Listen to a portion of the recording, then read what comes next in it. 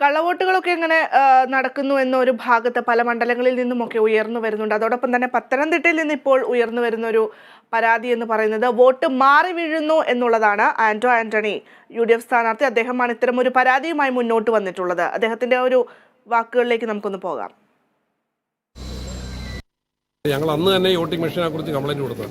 ഇപ്പോൾ ഇവിടെ ഇതാ നിൽക്കുന്നത് ഈ ഷേർലി എന്ന് പറഞ്ഞ സ്ത്രീ, അവർ ചെയ്ത വോട്ട് താമരിക്കാൻ വന്നിരിക്കുന്നത്, അനിൽ ആന്റണിക്കാൻ വന്നിരിക്കുന്നത്. അപ്പം അവർ പരാതിയായിട്ട് നിൽക്കുകയാണ്. അപ്പം പല ന്യായങ്ങൾ പറയുമ്പോൾ അവരുടെ വോട്ട് നിഷേധിക്കാൻ പറ്റത്തില്ല, അവർക്ക് വോട്ട് ചെയ്യണം. ഇത് വ്യാപകമായ കൃത്രിമം നടക്കുന്നു എന്നുള്ള ഞങ്ങളുടെ ആരോപണം ശരിവെക്കുന്നതാണിത്. ഇത് അനുവദിച്ചു കൊടുക്കാൻ പറ്റത്തില്ല.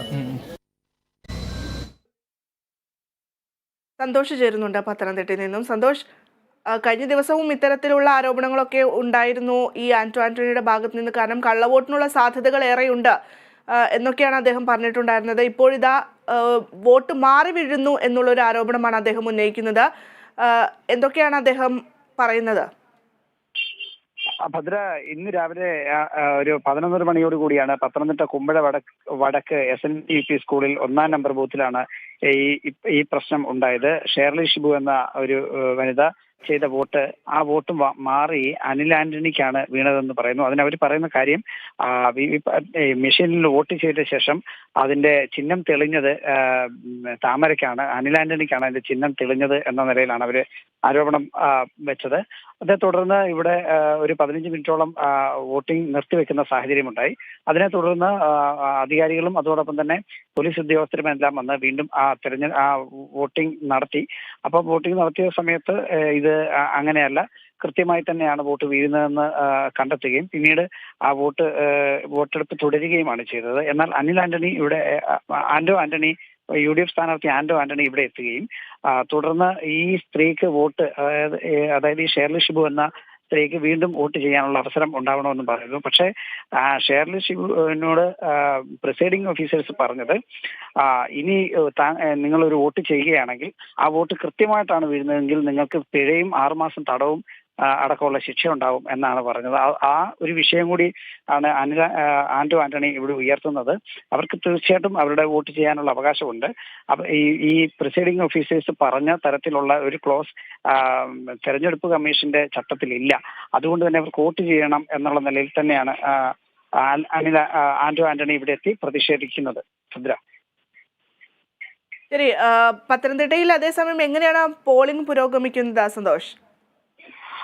ഭദ്ര, ഇപ്പോ പത്തനംതിട്ടയിലെ ഏറ്റവും അവസാനത്തെ ഇത് വന്നത് 44.76% വോട്ട് രേഖപ്പെടുത്തിയിരിക്കുന്നു. ജില്ലയിലെ രാവിലെ ഉച്ചയ്ക്ക് വരെയുള്ള വോട്ട് ശതമാനം വളരെ കൂടുതലായി, നല്ല രീതിയിലുള്ള ഒരു ക്യൂവും അതുപോലെ തന്നെ തെരഞ്ഞെടുപ്പിൽ ഒരു വലിയ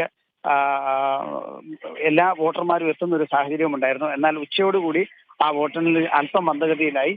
തുടർന്ന് ഇപ്പോൾ ഏറ്റവും അവസാനം നമുക്ക് ലഭിച്ചിരിക്കുന്ന വോട്ടിംഗ് ശതമാനം എന്ന് പറയുന്നത് 44.98%. അതിൽ ഏറ്റവും കൂടുതൽ ആറന്മുളയും അതുപോലെ തന്നെ കോന്നിയും അടൂരുമാണ് ഇപ്പോൾ രേഖപ്പെടുത്തിയിരിക്കുന്ന ശതമാന കണക്കുകളിൽ ഏറ്റവും കൂടുതൽ. മൊത്തം വോട്ടർമാരെന്ന് പറയുന്നത് 14,29,700 അതിൽ പോൾ ചെയ്ത വോട്ട് എന്ന് പറയുന്നത് 6,36,109 വോട്ട് ഇതിനോടകം ചെയ്തു കഴിഞ്ഞു. പുരുഷന്മാരായിട്ടുള്ളത് 3,17,557 വോട്ടും സ്ത്രീകൾ 3,11,550 വോട്ടും ചെയ്തു കഴിഞ്ഞു. ട്രാൻസ്ജെൻഡർ വിഭാഗത്തിൽപ്പെടുന്ന 2 വോട്ടും വന്നു കഴിഞ്ഞു. എന്തായാലും ഇതുവരെ കാര്യമായ പ്രശ്നങ്ങളൊന്നും ഒരു സ്ഥലത്തു നിന്നും ഇതുവരെ റിപ്പോർട്ട് ചെയ്തിട്ടില്ല. അക്രമ സംഭവങ്ങളോ അതല്ലെങ്കിൽ ആ നിലയിലുള്ള കാര്യങ്ങളോ ഉയർന്നില്ല. എന്നാൽ 3 സ്ഥലങ്ങളിൽ ഈ കള്ളവോട്ട് ചെയ്തു എന്നുള്ള നിലയിൽ വന്നു. അത് ഒന്ന് അടൂർ തെങ്ങമം എന്ന് പറയുന്ന സ്ഥലത്തും അതുപോലെ തന്നെ പത്തനംതിട്ട ഓമല്ലൂരും, അതുപോലെ ഇപ്പോൾ അവസാനമായി വന്നത് തിരുവല്ല കുന്നന്താനത്ത് കള്ളവോട്ട് ചെയ്തതായി ഒരു പരാതി. പാലക്കാത്തകടി UP സ്കൂളിലെ ബൂത്തിൽ വോട്ട് ചെയ്യാനെത്തിയ അജു പി ഫിലിപ്പോസിന്റെ വോട്ട് ചെയ്യാനെത്തിയപ്പോൾ അത് മറ്റാരോ ചെയ്തിട്ട് പോയതായിട്ടുള്ള ഒരു റിപ്പോർട്ടാണ് ഇപ്പോൾ വന്നുകൊണ്ടിരിക്കുന്നത്. എന്തായാലും ജില്ലയിലെയും മണ്ഡലത്തിലെയും വോട്ടിംഗ് ചെയ്യുന്ന സ്ഥലങ്ങളിലെ സുരക്ഷാ ക്രമീകരണങ്ങളിലൊക്കെ ഏതാണ്ട് തൃപ്തികരമായ ഒരവസ്ഥ ആണുള്ളത്. വോട്ട് ചെയ്യുന്നവർക്ക് വരുന്നതിനുള്ള സൗകര്യങ്ങളും അതോടൊപ്പം തന്നെ വോട്ടേഴ്സിന് വേണ്ടുന്ന സൗകര്യങ്ങളും എല്ലാം കൃത്യമായി ഒരുക്കി മുന്നോട്ട് പോകുന്ന ഒരു സാഹചര്യം. എന്തായാലും പത്തനംതിട്ടയിലെ നമുക്കറിയാം വളരെ വലിയ വാഗ്തർക്കങ്ങളും അതോടൊപ്പം തന്നെ വാക്പോരുകളും ഒക്കെ ഉണ്ടായ ഒരു പാർലമെന്റ് മണ്ഡലം തെരഞ്ഞെടുപ്പാണ് ഇപ്പം നടക്കുന്നത്. ഏത് സ്ഥാനാർത്ഥി തെരഞ്ഞെടുക്കപ്പെട്ടാലും ഈ മണ്ഡലത്തെ സംബന്ധിച്ചിടത്തോളം അതൊരു ചരിത്രമാണ്. ആന്റോ ആന്റണിയാണ് തെരഞ്ഞെടുക്കപ്പെടുന്നതെങ്കിൽ സ്വാഭാവികമായിട്ടും 4ാം തവണ ഈ മണ്ഡലം രൂപീകരിച്ച് 3 തവണയും ആന്റോ ആന്റണി തന്നെയായിരുന്നു MP.